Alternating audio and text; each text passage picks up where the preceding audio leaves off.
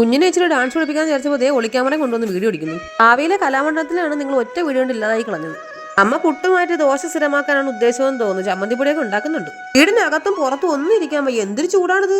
ഇടയ്ക്കൊന്ന് കുളുമണാലി വരെ പോയി. ആഹാ, എന്തൊരു ആശ്വാസം. കറണ്ടൂരിൽ വരുമ്പോൾ നമുക്ക് നന്നായിട്ടൊന്ന് കാണേണ്ടി വരുന്ന അച്ഛൻ. അന്ന് എനിക്കൊരു കല്യാണം ഉണ്ട്, ഞാൻ ബിസി ആയിരിക്കും. എന്താണ് ഈ തലയിട്ടാട്ടി കഥകളി കാണിക്കണമെന്നില്ലേ? പപ്പട പോലെ ഉണ്ടാക്കാന്ന് പറയാമെന്നാണ് പറഞ്ഞപ്പോൾ വേറെ എന്തൊക്കെയായി. ഇപ്പോഴാണ് ഞാൻ ആ തുണിയില്ലാത്ത സത്യം മനസ്സിലാക്കിയത്. പപ്പട പോളിക്ക് വറക്കാത്ത മാവല്ലേ വേണ്ടത്, ഇത് വറുത്തതാണ്. ഉള്ളതാവട്ടെ, വറുത്ത അരിപ്പൊടിയും മുളക് പൊടിയും മഞ്ഞൾപ്പൊടിയും ഉപ്പും കൂടെ ചേർത്തിട്ട് മിക്സ് ചെയ്യാം. ഇവിടുത്തെ കത്തിരിക്കും പിച്ചാത്തിക്കും ഒന്നും ഒരു മൂർച്ചയില്ല.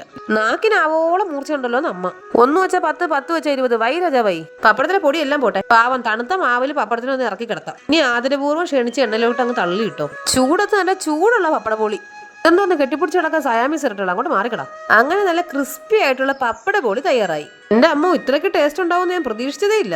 പപ്പടപോളി കൊണ്ടുപോയപ്പോ ദേ അച്ഛൻ ഇതൊക്കെ മേടിച്ചു വെച്ചേക്കുന്നു. ഉഴുന്നോടെയും പരിപ്പടം കിട്ടിയപ്പോ എന്റെ പപ്പടപോളി ആർക്കും വേണ്ടെന്ന്. എന്റെ പപ്പടപോളി കഴിക്കാൻ എനിക്ക് ആരുടെ സഹായം വേണ്ട. ദൈവമേ, 2 വായ ഉണ്ടായിരുന്നെങ്കിൽ മൊത്തം തിന്ന് തീർക്കായിരുന്നു. ടെസ്റ്റർ എത്തി. നിനക്ക് ജീവനിൽ കൊതിയൊന്നും ഇല്ലെന്ന് സൈഡിൽ നിന്ന് ആരോ പറയണ കേട്ടു. അപ്പൊ ചാനൽ എല്ലാവരും സബ്സ്ക്രൈബ് ചെയ്യണേ. ടാറ്റാ.